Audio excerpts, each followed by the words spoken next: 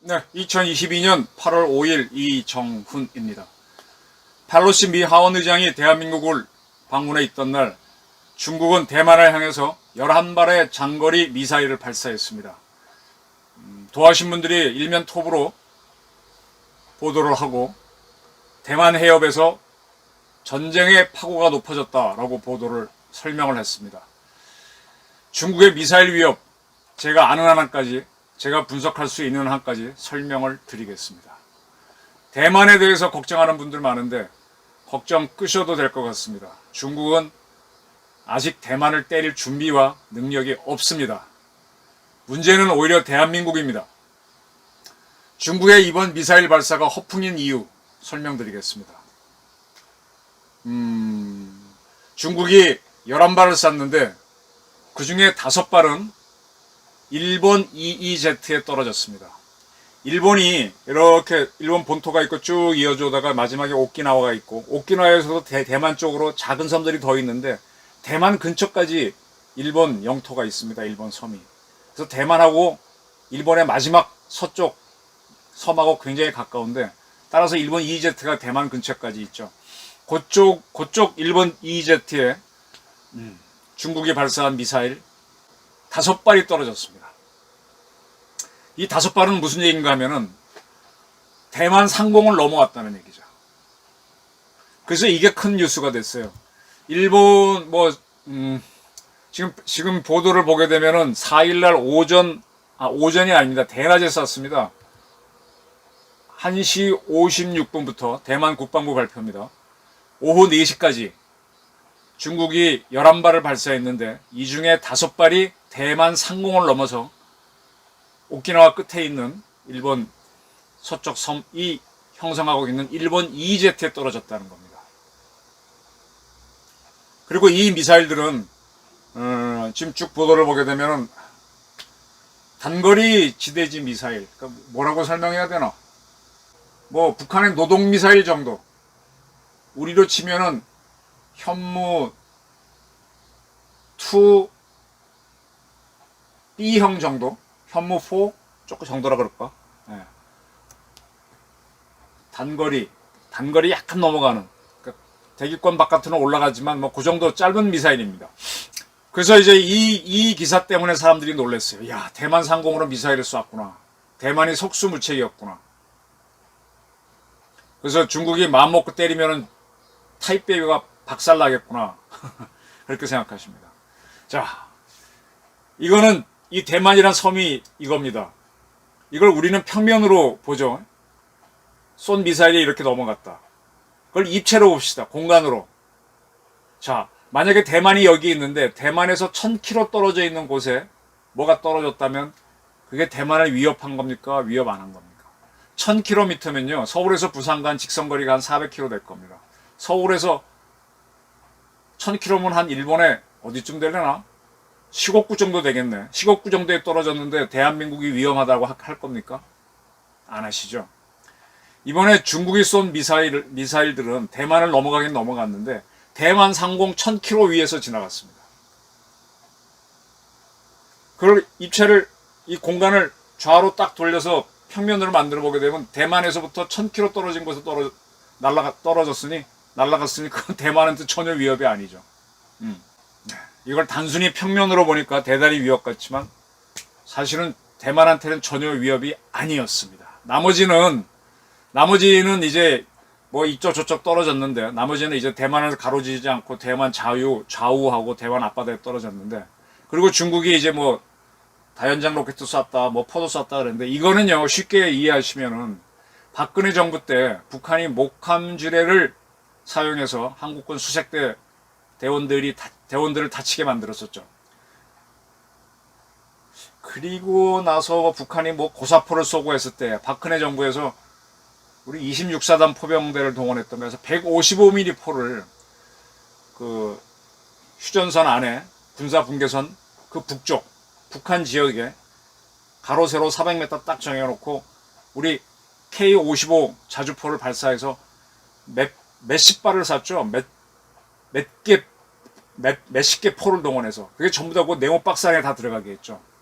우리 굉장히 정확하게 맞출 수 있어 보여준 거죠. 중국이 그와 비슷한 쇼를 대만 좌우 앞에 바다에 상대로 했다고 보시면 됩니다. 그 중에 일본은 대만을 넘어가서 대만 동쪽에 떨어지게, 일본 EEZ에 떨어지게 했다는 겁니다. 근데 이번에 그 걔네들이 그린 이 그림을 보니까 우리는 그때 400 곱하기 400m였던 걸로 기억하는데, 우린 포니까 더 정밀하게 쏘지만 미사일은 그게 아니죠. 상당히 넓게 잡아놓고 그 지역에는 항공기나 배는 들어오지 말라 하고 항행 금지 구역을 국제적으로 밝혀놓고 그쪽으로 쐈습니다. 그리고 나서는 그 항행 금지 한 거는 내일 모레까지인가로 돼 있는데 다 끝났다고 발표하는 걸로 봐서는 더 이상 쏘지 않은 걸로 보입니다. 한바탕 쇼는 끝났다. 자, 대만 상공 1000km. 이거를 옆으로 돌리면 대만에서 1000km 떨어진 거. 어마어마하게 그냥 오키나와로 쏜 거죠. 쉽게 말하면. 그러니까 이건 뭐 똥볼입니다. 이해되십니까? 두 번째 설명드리겠습니다. 대만은 그러면 이 미사일을 막을 능력이 없었냐? 없었습니다. 대만 상공으로 오는 거. 왜? 대만은 현재 패트리어트 중에 최신형을 팩3라 그럽니다. 팩3 중에서도 가장 발전한 게 MSE라 그럽니다. 미사일 세그먼트 인핸스먼트, 미사일 성능 개량한 거. 이 대만은 지난 2월 달에 미국으로부터 팩3 MSE 1억 달러어치를 사기로 약속을 미국과 계약을 했습니다. 네. 그리고 그 전에도 그와 별도로 걔네들은 팩3를 한 300발 갖고 있었죠. 그 추가로 300발 더 갖고서 600발을 갖는다고 합니다. 굉장히 조밀한 방공망입니다. 근데 이 팩3가 상대방이 날라오는 미사일이 어디 오는지 레이더로 보는 거는 몇천 킬로까지, 몇백 킬로까지 보지만 이게 따라 올라가서 맞추는 고도는, 왜냐하면 자기 상공을 지나가는 건 맞출 필요 없잖아요. 한 40km인가 24km밖에 올라가지 못할 겁니다. 우리 보통 비행기 타고 해외 가시면 비행기가 8에서 10km 상공을 날아갑니다. 전투기도 대략 그 정도 상공 날아가요. 그 이상 올라가면 공기도 희박하고, 그러니까 24km까지 올라가면 많이 올라가는 겁니다. 거기서 맞추는데 그 위로 1000km를 지나가니까 안 맞추는 겁니다. 맞출 필요도 없습니다. 그리고 대만은 우리랑 이름이 똑같은 천궁 미사일이 있습니다. 이게 대만판 팩3라고 보시면 됩니다. 천궁2, 천궁3가 있는데 천궁3는 거의 사드급입니다. 사드는 한 40km까지 올라가서 맞춰버립니다. 높이로만. 반경은 더 넓고요.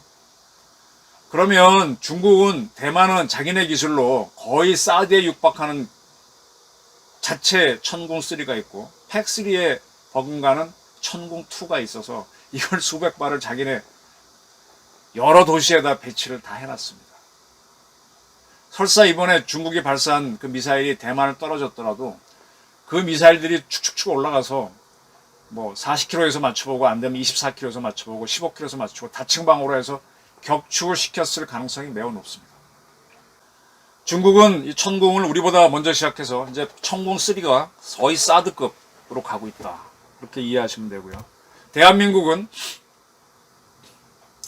그리고 이제 중국도, 대만도 방공 유도탄 사령부를 공군에 만들었는데 이게 우리의 미사일 방어 사령부예요. 처음엔 육군에 있다가 그걸 공군으로 가져와서 모든 미사일 방어를, 그러니까 대만판 MD를 공군 방공 유도탄 사령부에서 하도록 통합해 놨습니다. 우리는 이제 공군 미사일 방어 사령부로 통합해 놨었죠. 자, 우리나라 천궁2가 지난번에 UAE에 4조 원어치 수출된다 그래서 굉장히 좋아했는데, 그 무렵에 우리 문재인 대통령이 UAE를 방문했었죠. UAE를 방문해서 UAE의 왕세자, 왕이 아니라 왕의 아들이 정치를 하고 있으니까 왕세자를 만나기로 했었는데, 그날 예멘에 있는 반군이 UAE를 향해서 장거리 미사일을 쐈습니다. 제가 이 방송에서 보도를 했었죠. 근데 UAE는 미국의 사드를 갖고 있습니다. 그 사드를 발사해서 요격한 적이 있습니다. 그 UAE는 사드는 미국에서 도입했고 그 다음 단계의 방공을 위해서 한국의 천궁2를 구입했습니다. 4조. 대만은 자기네 천궁을 수출한 거를 제가 아직 못 봤어요. 일부러 안 하는 건지 뭐 그건 잘 모르겠습니다. 우린 적극적으로 수출하는데 대만은 수출 안 하고 자기네만 쓰고 있습니다. 우리는 천궁3를 이제 들어가는데 대만 천궁하고 우리 천궁하고 똑같은 게 아니에요. 성능은 다릅니다. 우리나라 천궁은 러시아제 S-300 미사일을 기반으로 해서 거기서 기술 협력을 받아 개발한 거고요. 이쪽은 제가 정확히 대만은 어디 걸 모델로 해서 만들었는지 자체 개발인지 그 설명을 제가 모르겠습니다. 근데 우리 천궁2, 걔네 천궁2가 각각 성능이 다르지만은 대만 천궁이 조금 더 낫습니다. 그리고 대만의 천궁3는 거의 사드급인데 걔네들이 국산화해서 배치해 놓고 있다는 거. 우리는 지금 천궁2를 수출하면서 천궁3, 사드에 근접하는 걸 이제 개발하려고 합니다. 이제서야 하고 있는 거죠. 네. 그래서 미사일 방어만으로 보게 되면은 대만이 우리보다 좀 앞서 있다라는 걸 말씀드릴 수 있고, 그 다음에 미국에서는 이 사드 미사일은 미국의 럭키드 마틴이 했고, 그 다음에 페이트리어트는 럭키드 마틴하고 레이시언 둘이 하는데, 지금까지는 사드는 사드 미사일하고 레이더를 같이 세트로 하고, 페이트리어트 팩3는 자기 레이더하고 이걸 같이 연동했습니다. 근데 이 레이더끼리서 연동해서 이 팩3 레이더로 잡아준 거 갖고 사드로 쏠 수도 있고, 사드 레이더가 잡아준 거 이걸로 쏠 수도 있고, 그런 연동 시스템이 이게 생각보다 어려워요. 어려운데 럭키드 마틴이 통합을 해냈습니다. 그래서 지난번에 미국 측에서도 한국에 사드 하나만 배치하면 되냐라는 질문이, 사드 하나 갖고는 우리나라 서울 방어가 안 됩니다. 성주에 있는 걸로는. 근데 이제 패트리어트랑 연동하면 된다. 한국군 패트리어트, 천궁 다 연결하면은 가능하다. 투로 이제 주한미군 사령관이 얘기한 적이 있는데, 우리는 이걸 아직 안 하고 있죠. 뭐 대만에는 주 대만 미군이 없으니까 대만은 미군하고 이런 연동을 할 수는 없지만 우리는 해야 됩니다. 제가 거듭해서 말씀드리는데, 북한이 미사일 쏠 조짐을 보이면 가만히 있으면 우리는 당해요. 쏠 조짐 보이면 먼저 때려야죠. 킬체인으로 때리고, 그리고 살아있는 놈들이 올라오면은 KAMD로 맞고, 그 다음에 KMPR로 아작을 내야 되는 겁니다. 이게 삼축체계. 그러니까 이런 순서가 돼야 되는데, 요 세 개의 작전을 처음 때리는 건 육군 미사일 전략사령부, 살아서 올라오는 놈 막는 거는 공군의 미사일 방어 사령부, 그 다음에 때리는 거는 육해공군의 전포병, 이렇게 가니까 복잡합니다. 저는 요거 삼축부대 작전은 공군 미사일 방어사령부를 토대로 한 확대한 육해공군 통합사령부를 만들어서 통합을 해놓으라는 요구를 하고 있습니다. 이 이야기는 상당히 호응을 얻어서 전략사령부를 만들어야 된다 그러는데, 이 전략사령부를 공군 주도가 아닌 육군 주도로 만들려고 하니까 자꾸 시비가 있는 거죠. 이게 모든 게 하늘에서 이루어지는 거거든요. 그 다음에 보세요. 킬체인으로 때렸어. 북한이 그걸 살아남고 몇 개 올라왔어. 공군의 KMD로 막았어. 그 다음에 전 화력으로 북한을 따닥 때려요. 그 다음에 뭐예요? 우리나라 F-35, F-15, KF-16 모든 전투기가 북한 날아가서 아작을 내야죠. 이게 전부 다 에어 오퍼레이션, 하늘에서 이루어지는 작전입니다. 요거까지는 A-Day 작전, 에어, 나중에는 그라운드 작전이 있겠죠. 그러니까 요거는 공군이 주도하는 게 맞습니다. 그 다음에 이제 초토화시킨 다음에 해병대는 상륙을 하고 옆으로, 육군은 7군단 중심으로 치고 올라가는, 이건 그라운드 작전, G-Day 작전, 그건 육군이 주도하는 거고, 그죠? 해군은 별도로 옆에서 하는 거고. 지금 대만을 중국이 점령할 수 있느냐 많이 얘기하는데, 대만을 먹으려면요, 중국도 먼저 미사일로 대만을 초토화시켜야 돼요. 근데 대만이 천궁 2, 3 자체 개발한 거, 그 다음에 팩3, 이걸로 600발이 넘는 팩3로 자기네 방어하고 있죠. 자기네 자체 사드 천궁 3도 있죠. 그래서 거의 살아남을 걸로 보여요. 그 다음에 뭐합니까?